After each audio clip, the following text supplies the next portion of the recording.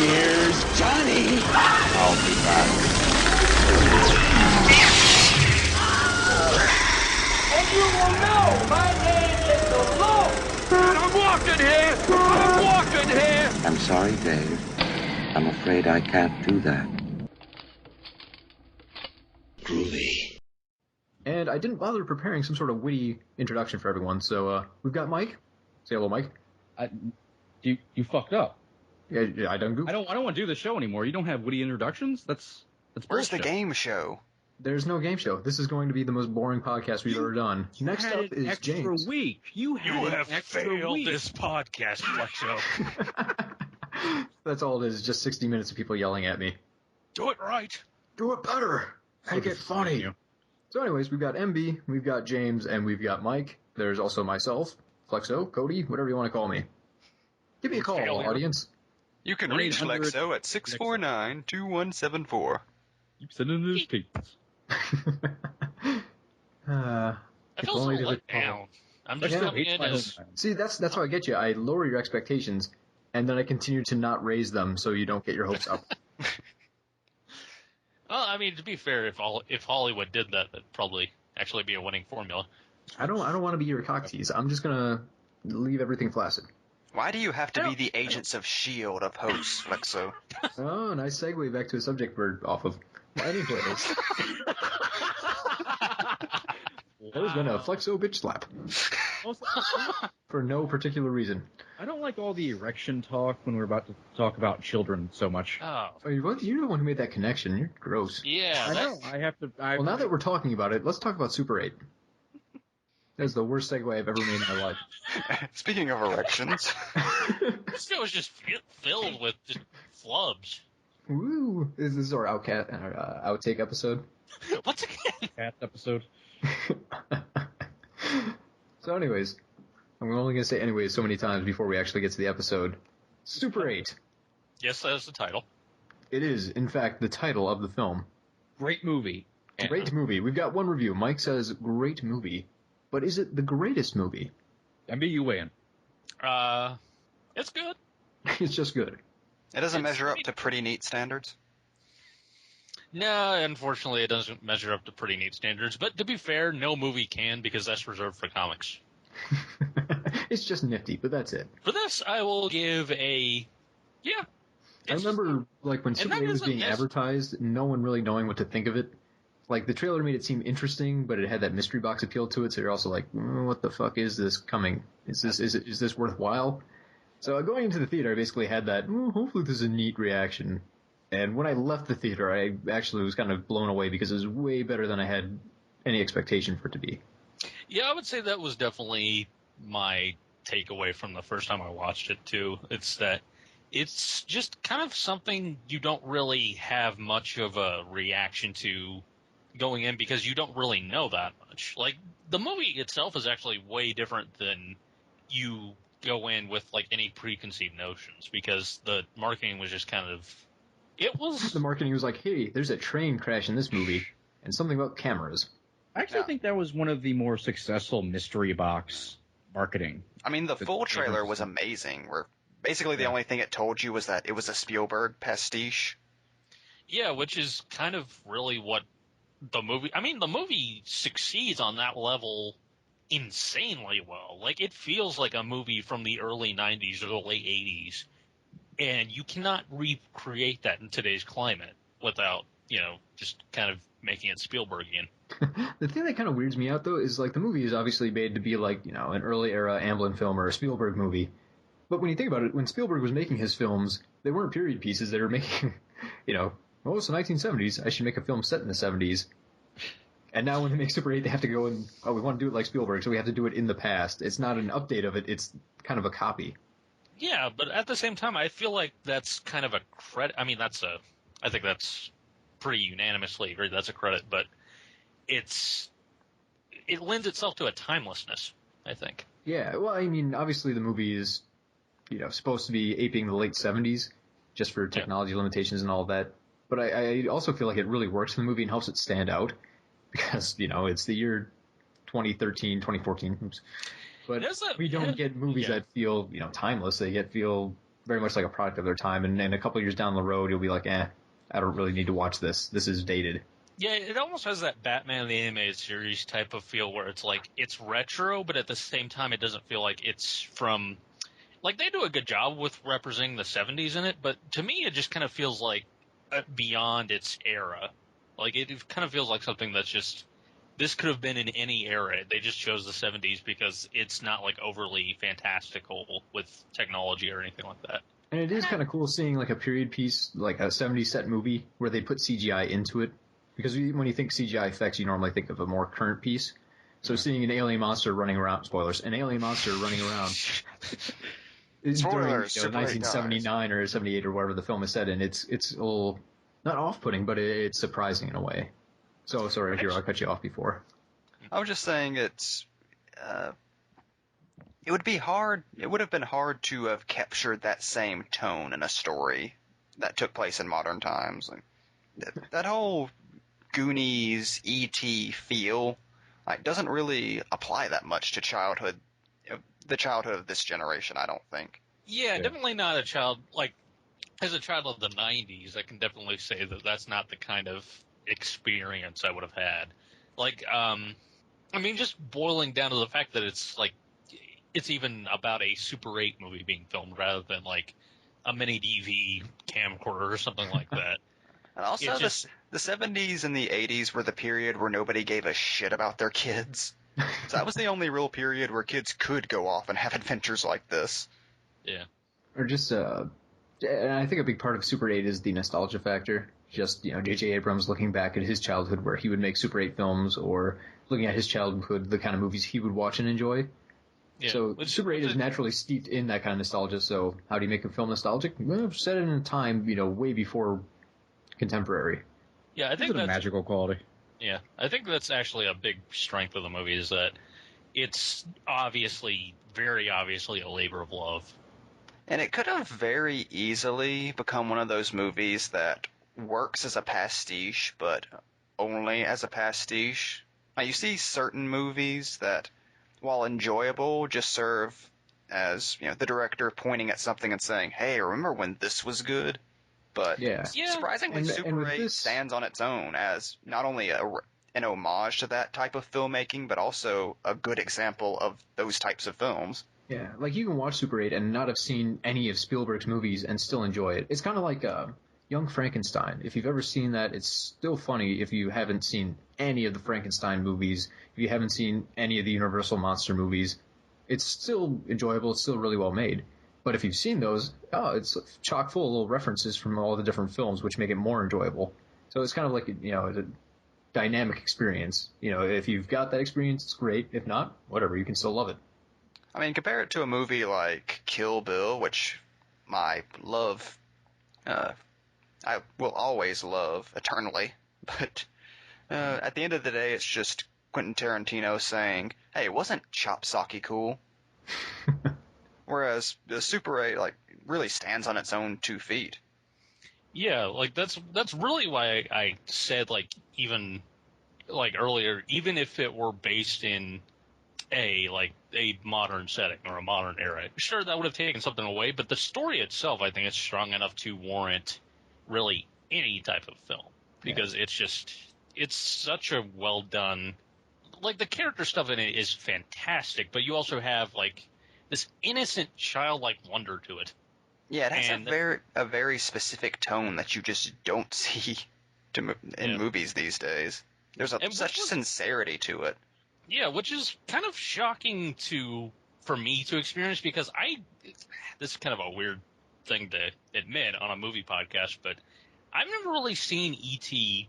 from the beginning, or from, beginning to end, and the last time I saw any of it was I was 5. So I didn't really grow up with the Amblin films or anything like that. I didn't really see a lot of Spielberg films aside from Jaws. So this was kind of a peek into a world I had never known before. And I imagine a lot of it was nostalgia for people like you guys, because I would imagine those hit closer to home.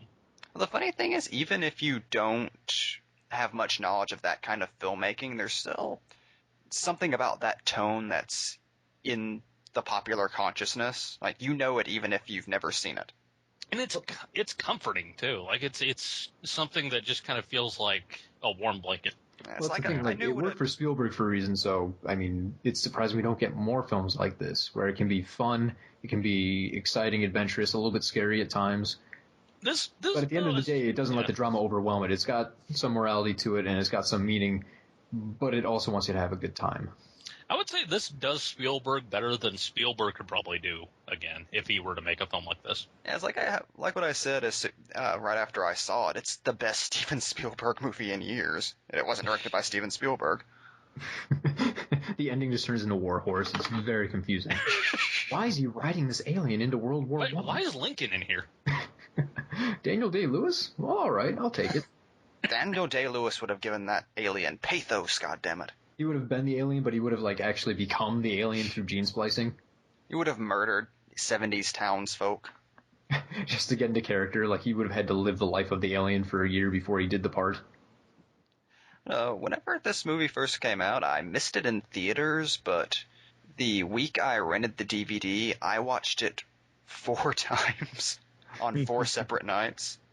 He had it on 3 different TVs playing all at the same time. I practically did the same thing.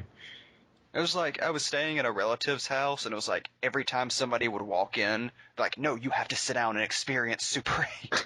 You're gonna watch this movie, goddammit. Okay.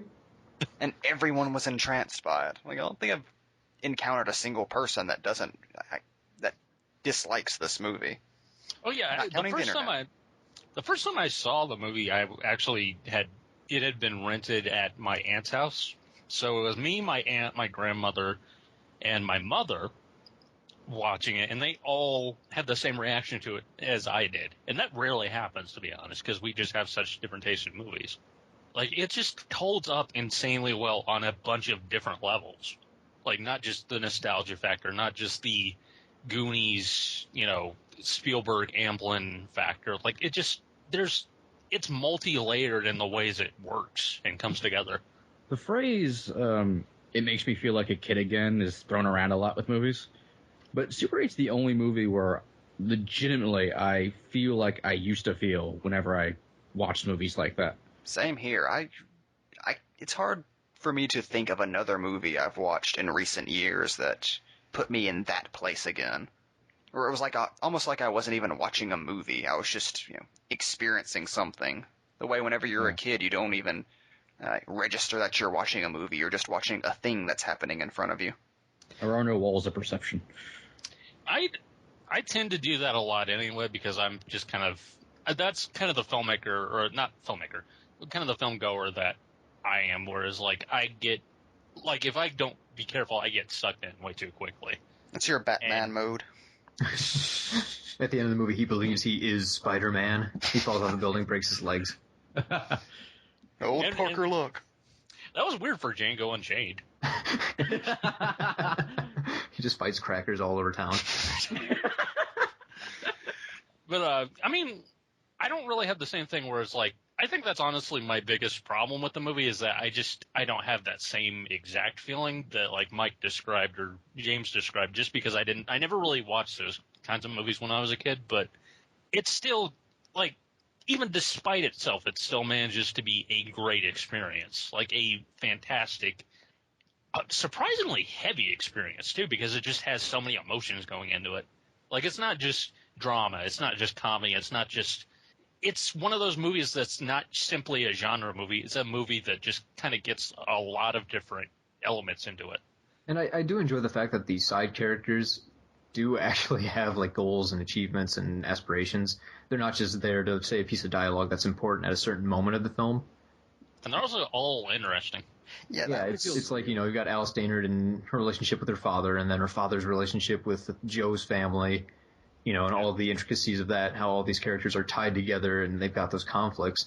So there's a lot of drama just in that to see it resolved. Then you toss on the alien on top of everything else, It's amazing to see a movie where they do the drunk, completely jackass father, but manage to not make him hateable.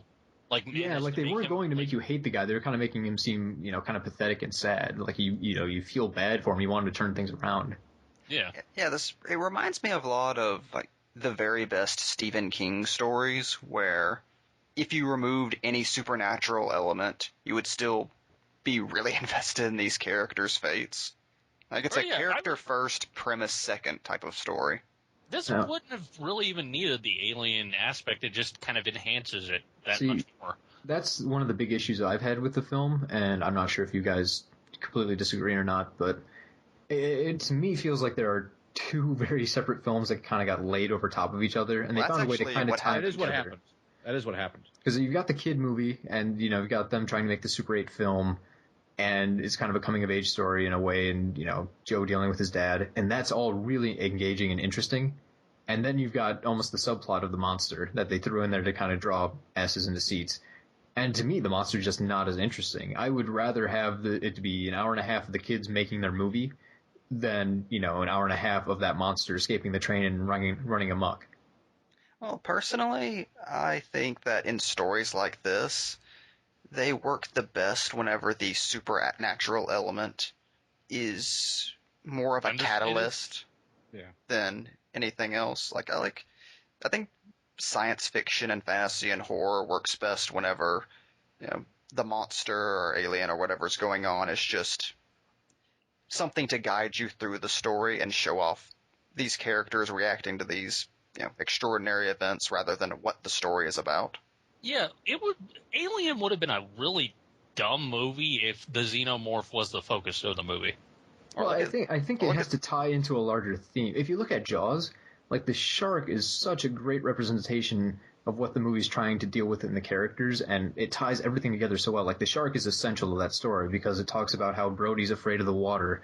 By defeating it, he becomes a member of Amity, even though he feels like an outsider and he wasn't born there. There are just so many things about this shark that are essential to that film and its themes and its characters. Super 8, I think they tried doing that. They tried really hard to tie it in there and make it essential to the characters, but it never feels like that's true. At least to me. For me, I don't know how exactly I feel about it. I feel like I really love the kids being involved, like when they break into the school. Like I really love that sequence because it seems like something out of a 70s movie, or it seems like something out of like a, almost like a cartoon, but not in like a bad way. Just kind of, it's almost like Scooby and the Gang or something like that. Just feels like an adventure. Yeah, that's the way to put it. Yeah, and I mean, I was fine with that stuff, but when it gets directly to them, like, trying to figure out the alien and stop it, and that it was- loses me there. I have to admit that was probably actually one of the weakest scenes for me, was them actually in the aliens or the creature's lair. Well, it gets messy, too, because the motivation for the alien, to me, is odd. Yeah, that's Like, when you definitely get the the alien, if it weakest. touches you, it gets, in your head, and it can see your life, and you can see its life, and you understand each other completely. But then the alien eats you because it's, very hungry. And it's been abused by humans for years. So it knows you're not an asshole, but it still needs to kill you. Like, it's Well, just so it's hungry. confusing when the kids are in its lair, and the monster is running after the kids, and it just... I think it kills the sheriff, even though it brought him in alive in the first place. And Eat him eventually. I don't understand why they added in the "it eats people" thing. That seemed weird to me, especially because you're supposed to feel bad for it. It understanding you and you understanding it plays into the larger themes of understanding your children and understanding your parents and all that. That plays into the overarching themes of the movie really well, but it was muddled by you're not really sure what you're supposed to. You feel bad for the alien, but it did just eat somebody. Yeah, it is rampaging through the town, and then, one kid basically don't eat me, things suck, but they get better, and it goes, all right, and it leaves. Yeah, that is And my. it's hard to get in the alien's mind. We get one moment where it reveals its big blue peepers, and then that's supposed to connect with the audience. And I feel like we need a stronger visual cue than that. Those beautiful Daniel Day-Lewis eyes. Yeah, that Bruce was, Wayne would. Even those eyes are deserving of Oscars. that was definitely my biggest problem with the movie. Specifically how the kids end up not really having any Yeah. effect on the movie since the alien was just going to leave anyway. The His alien was speech eventually doesn't going to really- leave, and the kid was like, "Why the fuck are you sitting around here? Just go." His Apparently speech the doesn't alien really is just going accomplish around. anything. The alien takes time out of its schedule to kill the military dudes just out of revenge, and then it's like, oh, I should leave. So the kids, like you said, don't really have a large impact in what the alien's plan is. It just maybe teaches them a slight lesson, like, oh, I guess there are some okay people.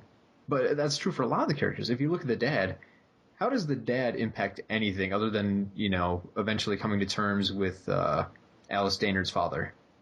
I think I don't know. I feel like it's more centered around like he's more of a catalyst for Joe's story than anything, because I think Joe is the big focus of just that entire conflict. Well, I mean, Joe is the focus, but how does he really change? Like, he's supposed to get the message that he needs to move on. Yeah. And let go of his past, his mother, his dead mother.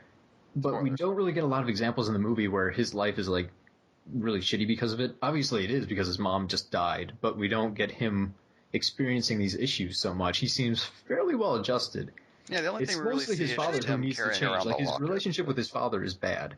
But that's on the dad. Like, the kid's not doing anything wrong. The dad I would doesn't argue come to terms. that it's a more realistic aftermath of that than something over the top where it's these horrible things. It's just more depression and his relationship with his father, and his father wants him to go away because he can't deal with him. Right. And I understand that, like, it's trying to bring them together while Joe has to let go of some stuff, and everyone changes slightly from the experience. But it almost feels like the experience is maybe not proving that so much to the viewer. Well, I think the point, like, as far as that goes, I think what the thing is that it changes everything around him. And I think that's what actually affects his life to a great degree, is that everyone around him is just kind of been affected by it to such a degree to where he can't let go of it if he's constantly reminded of it by other people's pain. Like, he wants to be a normal kid, and he desperately is trying to be, like, just himself, basically, but everyone around him is just shocked by what happened to him. And it just kind of, that's the way it affects his life, I think, is that not necessarily it's him lashing out or doing anything. It's like it's everyone around him. Yeah. And it affects, like, every aspect of his personal life.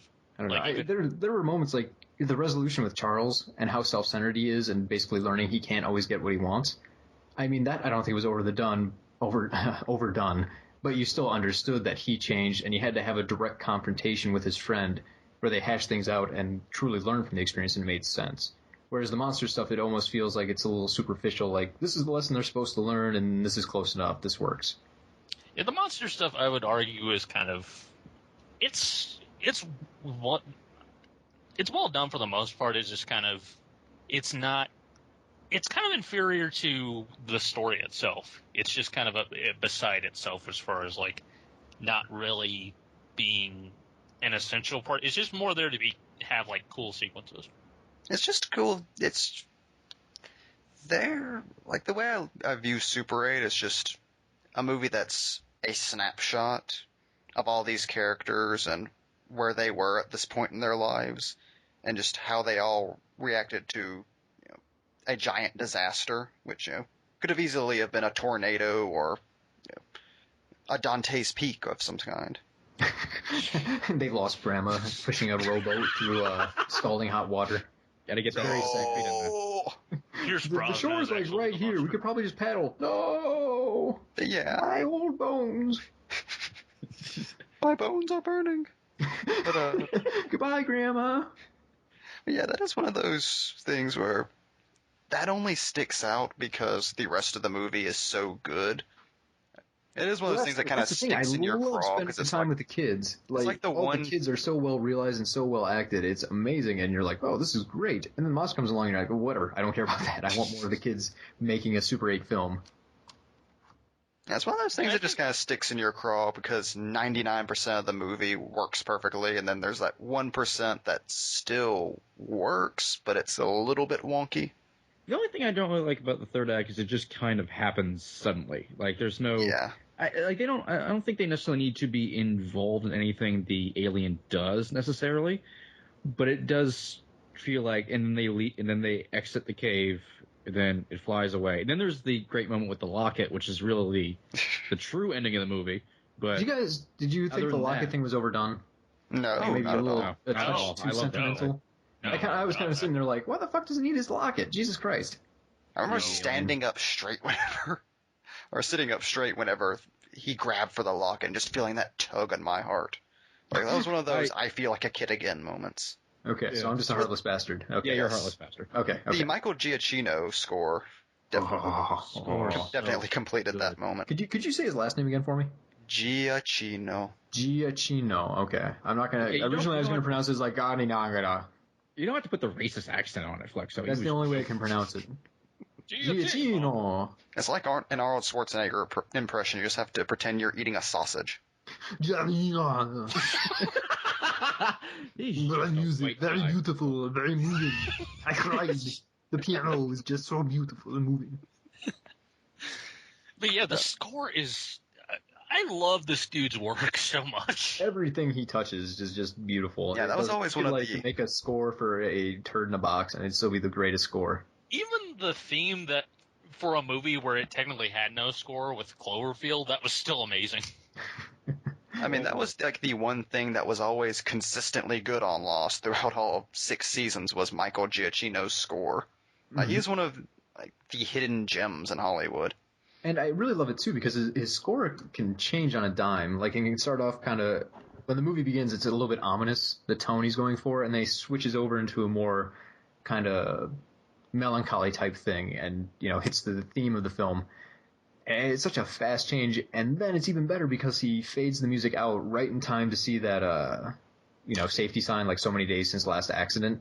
So it's just quiet when we're getting the reset on that. And just the organization for that music is incredible. Just the number of emotions he's hitting in like 30 seconds.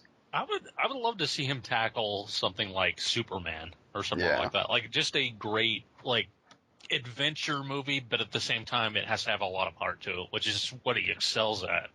And I mean, I'm getting kind of tired of hearing like a Zimmer score for more or less everything. I think he's great, but we've heard him in so many different aspects. You're just starting to get it over and over. Whereas Giacchino is limited enough where every time you hear one of his scores, it's really exciting still, and it feels fresh. Yeah, his Well, work it's is great to have, emotionally like- epic. It's great to have different options as far as score goes, because a lot of people just kind of try to ape like Zimmer or Elfman or something like that, and that's the reason they're not really as well renowned. Giacchino is just completely his own. Yeah, with Giacchino, like, there's a difference between music telling you what you're supposed to feel, but Giacchino's music, your emotions ride along with it. Yeah. Yeah, And that's why it works so well. it's like the music on his scores is telling you what the atmosphere of that room would be like if you were standing there. Yeah. It's great too if you look at like the variety of stuff he's composed for. Like he's done The Incredibles with that great kind of jazzy score, and he's also done stuff like Star Trek Into Darkness, where it's actually piano based, which is weird for a sci-fi thing, but it works. Like everything he Yes. does is just great. His work in Lost, like Hero said, is just I mean, I would easily say next to Twin Peaks, that is the best scored television show ever.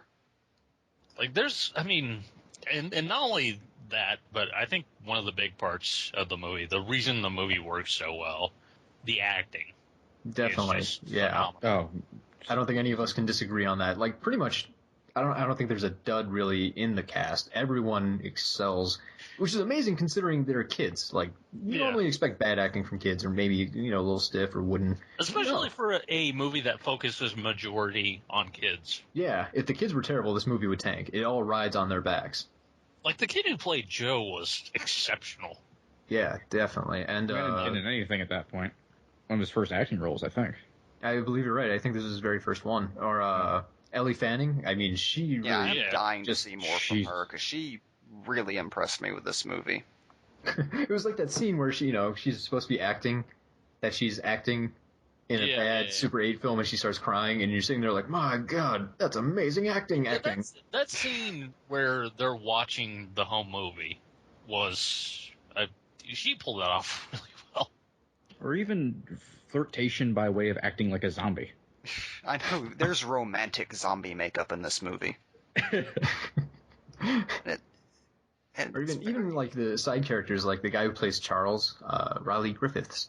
I have no idea what else he's been in, if anything, but he does such a great job at that kind of bossy, snotty director kid. Yeah. Like we've all known a kid like that in our lives.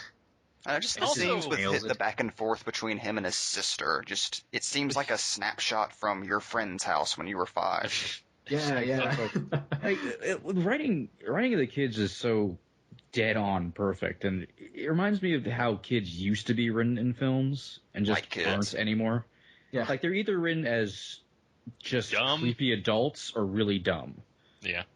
I think you got a point there with creepy adults. Like, kids in movies are written to be very, very intelligent, maybe a little too much, and knowing. Because it's kind of easier. spooky as shit. Well, I think they're trying to appeal to kids, too. Like, look at how smart you guys are. We like you. Watch our movie. But like with Super 8, it's writing kids like more mature than adults think kids are, and more adult-like than they think they are, but still Yeah, they the still undercurrent have, of immaturity. And, Yeah. Like, Charles freaking out that his movie's not going to get completed when a train just blew up and all that. yeah, yeah. immaturity and naivety, which is a very hard thing to pull off in writing, is portraying a character as naive. Like, intentionally so. Not like there are a lot of characters that come off as unintentionally naive, which is a trope in horror. But, yeah, it's just, everything is so balanced in the script. Like, as far as the characters go, that is kind of amazing. And also, Kyle Chandler is the best Stern father. It really is. Being 70s Rick Grimes. I really liked how they wrote Joe's father, because it was, once again, it felt more real than him being an unlikable Stern father or too sympathetic. Like, he was just this weird, torn mix between everything he was trying to be at once. Like, I love they gave a scene where, takes Alice's dad to prison, during the wake, just drives him off, showing how kind of a dick he is and angry and all of that. And then, like, a scene later, you see him crying in the bathroom, and it gives such a great, complete portrayal of this one dude in 2 scenes. Yeah, one of my favorite bits was when after he finds Joe in the street doing the scene with the military, and he's like arguing with him not to see what's her name? Alice? Yes. Alice, Ellie. And he just stares Ellie. at Joe, like, angrily, waiting for Joe to break. But Joe just keeps staring right back at him, and then finally he just blinks and just leaves. Like, he was looking to be the stern father and waiting for his son to break and just run away, and he'd won, but he couldn't. So he just gave up and left. I'm just trying so hard to be a 70s dad, but failing. And then later going incognito. He just does everything. It's amazing. I love Yeah, movie weirdly- wardrobes that are made of stable molecules. And one other thing, I mean, not related to the acting at all, but one of the really big standouts of the film, the train crash, completely insane. Like, obviously no train would ever do this by hitting a truck, but I don't care. When I was in theaters, it was like, oh, look at that train go! No, I like how I it's- have a theory. The truck was filled with nitroglycerin. He did try and destroy, well, no, he's just trying to free the monster. But still, I mean, it was a hell of an explosion. I like how it's almost out of place in the rest of the movie. Like, Abrams just went, fuck it. And this is the After- trailer. Over the This is top trailer, train crash goddammit. ever. After the Lost Pilot, Abrams is just obsessed with things crashing spectacularly. Well, you say that after his last movie had the Enterprise crashing into the Earth. True. So, And yeah. destroying half of London or San Francisco. Because those two cities are so similar. Well, I said London at first, but that's where the start of the movie takes place. At the end, it's in San Francisco. Well, you see, future San This is a bit- Francisco is just like... Stretches over the ocean. This has been another Flex Show bitch slap. Boom!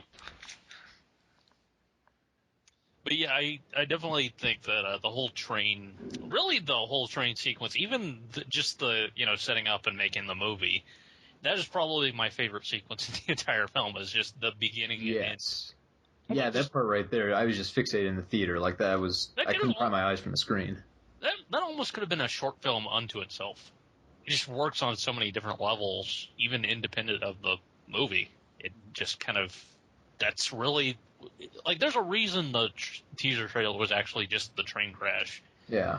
Even though we didn't know it at the time, because Yeah. it was just kind of a random thing. And if you buy into the mystery box idea, it really pays off for that too. Because, I mean, you get the great spectacle, but you also are left with that hanging mystery, like, what's in the train? Why did that guy try and derail it? Why is the government now here trying to cover it up? What is this thing? And it gives you many questions to look forward to as the movie slowly doles out answers as you go along. Yeah, it does set up a very well-paced mystery. Yeah, like the beginning of the second act is almost like, okay, everything we build up to was the train, and then after this is like, it's just kind of matter of just kind of finding answers. Now, one thing I'm always kind of curious about is when you try and take mystery to the design of your monster, like you try and hide it until the end, I don't know how well that works. Just because in one sense, yeah, you can use your imagination and make the monster more impressive in your mind, but it's great to see it too. You want to see it, and it almost feels like cheating when you have like a gasoline sign in front of the monster when it's doing one of its attacks. It maybe works the first time you're watching the movie for the mystery element, but on repeat viewings, you're like, God damn it, move that shit out of the way. I want to see the monster. I gotta be honest, like, I was really kind of unimpressed with the CG. Like, I don't know if I was the only one here, but that was the only part where I was like, yeah, this is kind of taking me out of it. The CGI wasn't bad. It just wasn't as good as you would expect it to be in a J.J. Abrams movie. Yeah, and then again, the budget wasn't insanely high for this either, something like $50 million, so they maybe didn't have the resources to do it. I thought the face close-up was really good, though. Yeah. Everything else was fine, just like you said, just not as good as Abrams you'd expect it to be. And the thing that kind of threw me off was I love Neville Page's work. All of his monster designs are cool and amazing, but they do have very similar edges to them. Like, if you look at the Cloverfield monster, you can see some similarities between that and this monster, and you can look at it and be like, oh, that's Neville Page work, which maybe isn't really a bad thing, but it is a little distracting for me when I see him and I can instantly recognize the creator behind the monsters. It is almost like this is the non-spider legs version of the Cloverfield monster with like a less frightening face. Yeah. This is actually the prequel to Cloverfield. They're all tied together. He went back to his home planet, told them what dicks we were, and they sent down Clovey. Out of curiosity, did you guys think the Cloverfield monster was a Godzilla type, some sort of nuclear radiated creature, or a space monster? Did you follow the ARG stuff? Not really. It's kind of explained there. Yeah, they basically said that, it's from, like, it's basically, isn't it like a combination of the two? Yeah, kind of. It's basically a child who is freaking out because it's lost its mother or something. Like, yeah, I'd always heard that theory. And, at the end of the film, they show, like, the meteorite coming down, but I wasn't sure if that was supposed to signify, like, oh, he's in the meteor, or the meteor hits the water and somehow releases him. Yeah, I actually believe that might be, I think that's a satellite falling. Oh, a satellite, okay. Yeah, but yeah, it's actually an offspring. It's actually a baby of a mother, I think, that was killed or something, or being experimented on. I gotta go back through the ARG stuff, because it was really in-depth, and they went through a lot of stuff. I wonder if any of that was included on, like, the Blu-ray or DVD or anything. Those are kind of special. There was some hidden stuff. Yeah, there was some hidden stuff. And we're just doing a Cloverfield cast now. Yeah, that's what we really want is a Cloverfield 2. I mean, we'll settle for Super 8. Yeah. Well, Super 8's not a bad, follow-up. No, I could actually see how these are kind of like in a weird, It would make an amazing double feature, actually. They'd be very interesting together, yeah. I mean, I guess there's not a whole lot tying them, but I would still watch them back to back. Oh, wait, with Super 8, were you interested at all for seeing a alien that big, but like work on machines and do things small aliens usually do? Yeah. I don't know why that captured my imagination. Like, you never see that. It's amazing to think that they're shipbuilders. I do like the idea that their ship is basically made of tiny little Rubik's Cube things. Like, that's a cool way of portraying, alien technology that you haven't seen before. It'd be kind of like if you saw the Thing in its, spider head mode trying to build that spaceship. As Wilford Brimley.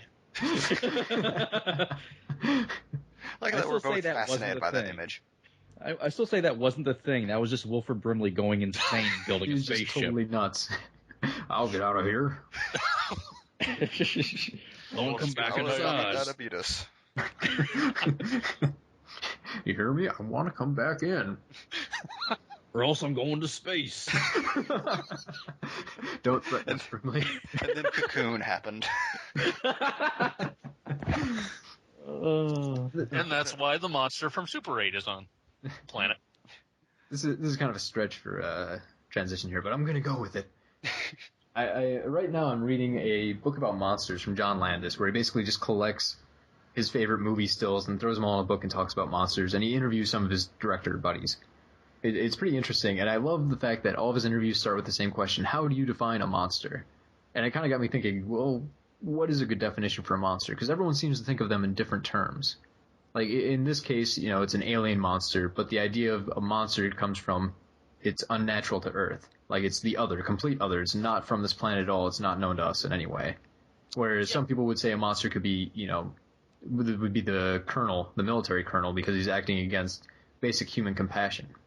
Yeah, well, I mean, I think there are different types of monsters, and I think everyone basically agrees that there's not just one certain type of monster. It's just kind of, it depends largely on the situation. It depends on how you view the actual subject matter that the monster itself is included in, because you can't really, I don't think you can look at it and judge it specifically off of what the monster, quote unquote, is doing. Like whether it's the military guy or the, alien. Like, when you're looking at it, how would you break down Jaws? Is Jaws a monster film? Would the shark be a monster?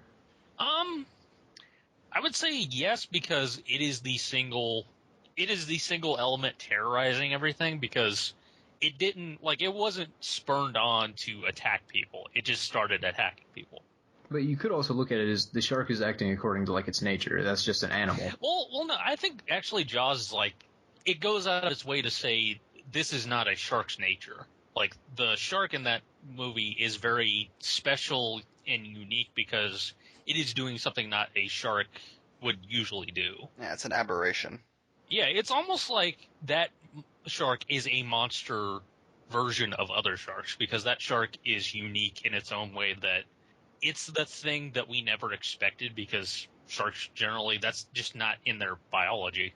Almost like in, all the monster movies from the 50s where it'd be an ant, but it'd be, 500 times its normal size. Yeah, almost kind of like that, because, the shark, even Hooper is kind of insanely transfixed by how big it is and how big its mouth is and everything. It seems like this is something he's never come across, and he's an oceanographer or a marine biologist. Yeah. Well, that so line of I'm sorry. Go ahead. No, go ahead. Well, with that line of thinking, could you say a character like Michael Myers is technically a monster?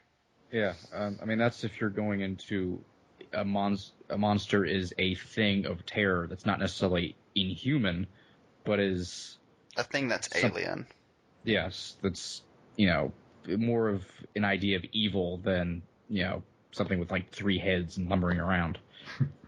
I kind of break it down to, 2 types, where there's the physical monster, which would be, like MV was saying, an aberration to what we're used to. It's the, 500-foot tall ant. It's Godzilla. It's Godzilla. It's the creature that's some sort of twist on what we're used to, the vampire. And then there's the spiritual monster, which would be more like your Ed Gein or your Norman Bates, who goes against what society expects and has, maybe malcontent for everyone else. Yeah, which it still makes it hard, because if you look at someone like Hannibal Lecter, they go against society norms. You'd want to call that guy a monster, but he seems to know what he's doing, and he normally kills pretty much assholes. Yeah, it just kind of goes into the moral ambiguity of what makes it a monster, because really, the way I define a monster is, what is a threat most to a larger society, not just a specific group of individuals? What is a threat to everyone around him? Michael Myers is a threat to everyone around him. Hannibal Lecter, I would say, is not a monster entirely. I would say he's more of a force of nature. Almost like he's a creature of his own design. Yeah, and it was interesting just going through the book, because, each of these filmmakers had different ideas for what a monster should be. Like, John Carpenter basically was very lenient in what a monster should be. It's basically something kind of scary. Whereas David Cronenberg basically says monsters are always people with aberrations. They're twisted forms of people. It's David Cronenberg. Yeah, for him it's basically the whole idea of the fly. It's a man who's been twisted somehow, and that's a monster. Well, they sure it Jaws? was him talking and not a tumor of some kind. That's basically it. If it doesn't have tumors, it's not a monster. That does kind of play into the troublesome, double-edged sword nature of monster stories. Is at the end of the day, are you just telling a story about normal people battling the evil outsider? Mm-hmm. That's something we do get in this movie.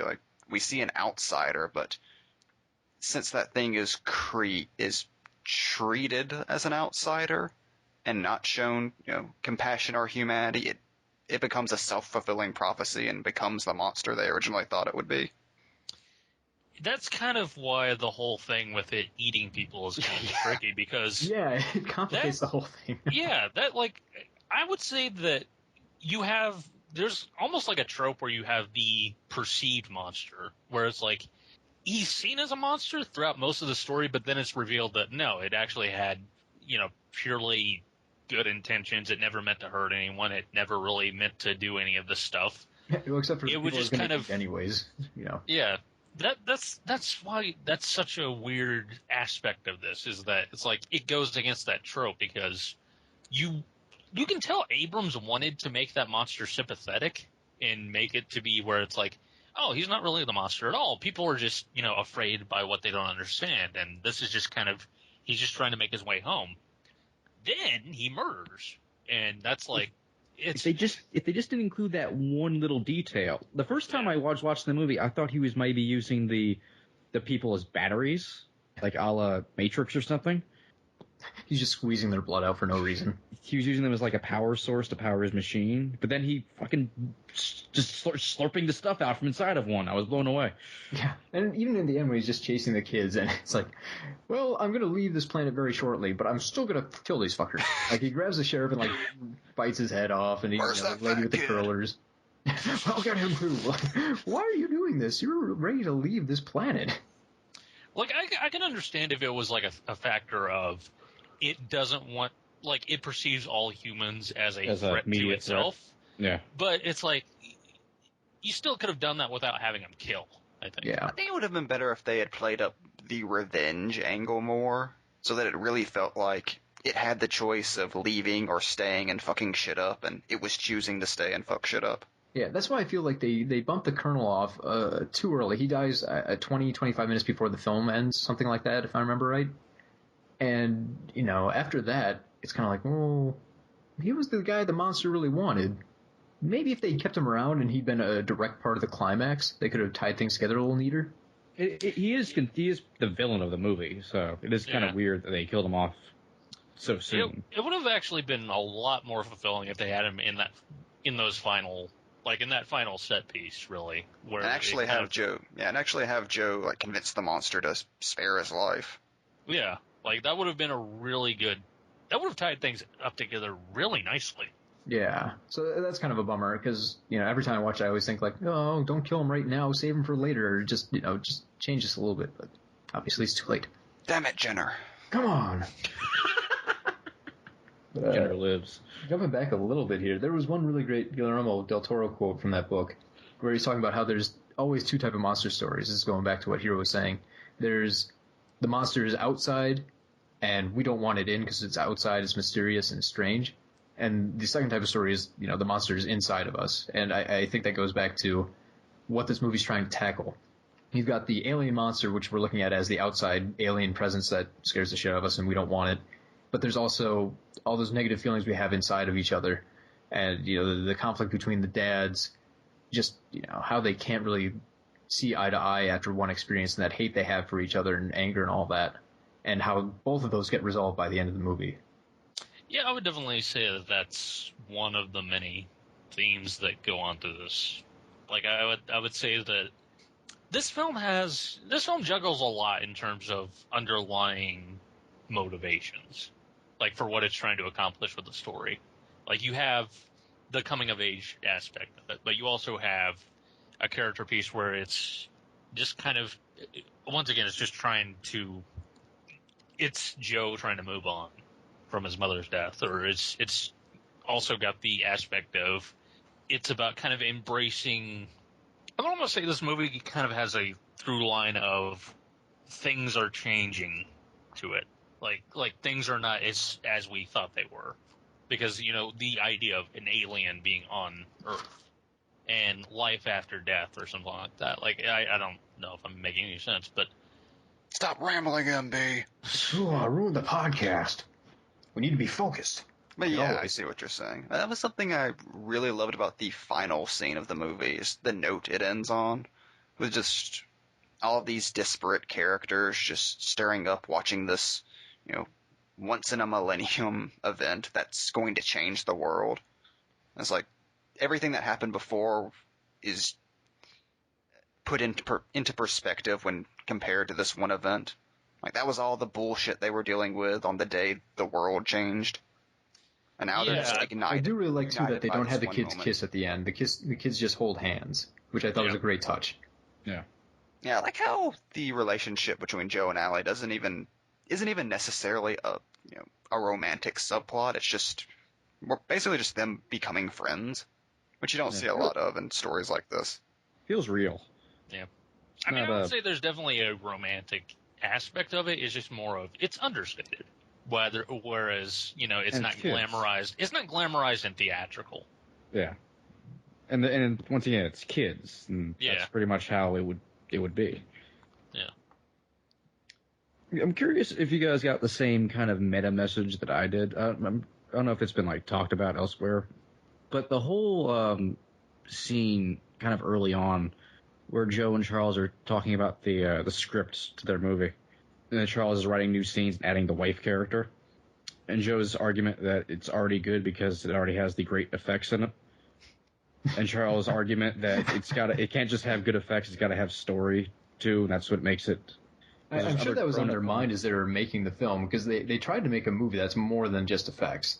Like, if they wanted to, they could have made an entirely monster-focused film. And they didn't do that. They made a character movie that incidentally features a monster. Yeah, it almost feels like a challenge somewhat from Abrams when he has Charles say that. Yeah, and I mean, obviously, it's called Super 8, and it's about kids making a movie, so there's going to be those ideas no matter what about how does this relate to filmmaking on a professional standard. Yeah. That seemed pretty, Abrams might as well have just come out, looked at the audience, and pointed out various directors in the audience and started talking to them. To be fair, I don't think Super 8 is the most subtle film around, so, that kind of goes with the rest of it. Like, one thing that's so great on me is, the military dude who steals Joe's locket. Like, why the fuck did you confiscate that, you ass? It doesn't even have a picture of a person you know inside of it. Maybe he's just we don't know that. Maniac. It just kind of felt like that. Like, Joe's like, my locket, and the guy's like, go in my pocket. Like, what the fuck, dude? Now on to killing E.T. Like, that's Where's kind of that it. fucking Like, plant? We need to know this dude's evil. How do we do that? What if he took a locket off of a child with his dead mother inside? Lock it back from his corpse later on, like it was nothing. Weird thing to throw in there. I didn't notice that when I was rewatching. Like, there's no reason for him to take that goddamn locket. Like, yeah, there's none. He just takes to be an ass. And they make a moment of it because they're trying to show that Joe is very connected to that locket and it means a lot to him. But it's still like, why the fuck did that guy do that? Like, I guess structurally I can understand why it's included and it gives a good little dramatic beat, but it's still just a weird touch. I mean, It's the we don't know. 70s military. They were just fresh off of Vietnam. That is true. They all have berets. And they all hate children.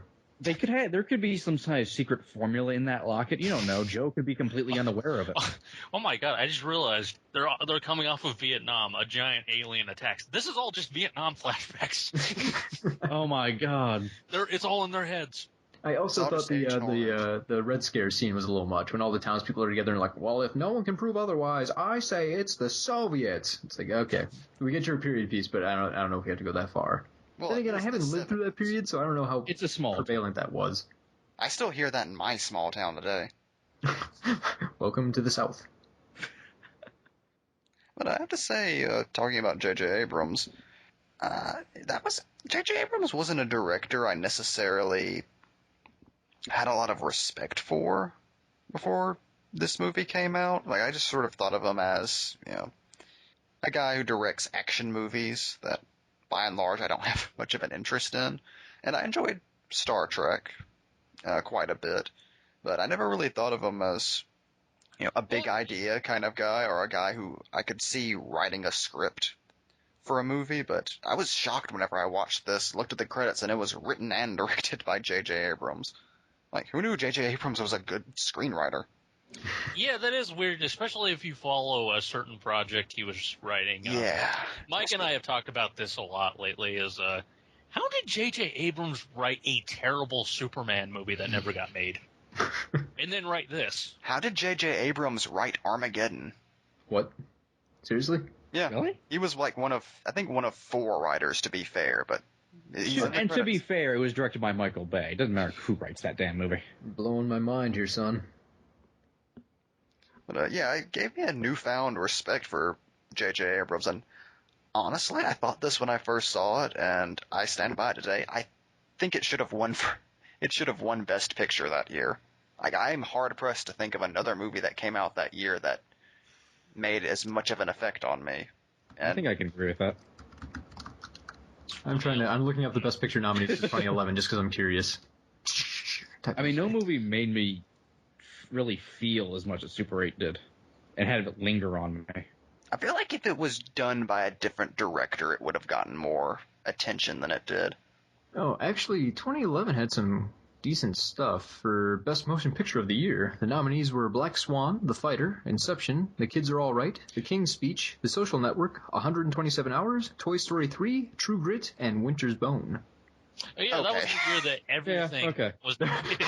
There's a lot of good shit that year. It should have been nominated. It should. Yeah, I could see getting a nomination. Actually, pretty much everything on the list for nominations was pretty good. I haven't seen The Kids Are All Right, but I love The King's Speech, Social Network, 127 Hours, Toy Story 3, True Grit. Those are all Inception. Those are all really, really good films to me. To be fair, I saw this on DVD, so it was probably the next year. 2012 was probably just terrible. For some reason, I thought it came out in 2012. Yeah. I actually thought it came out earlier. Well, I take that back.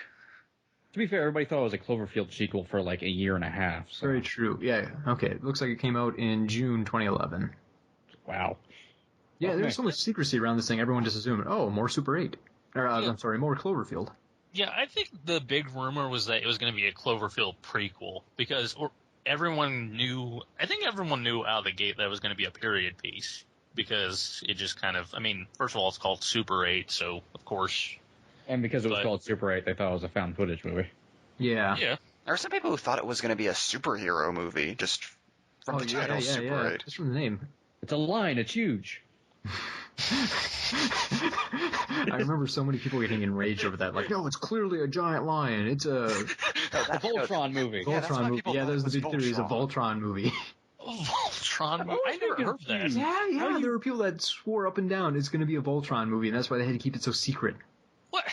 I'm still always confused. So dumb? How do people watch that teaser and go, fucking Voltron? It's a lion. It's huge. I just like also, that lion knocked out the Statue of Liberty.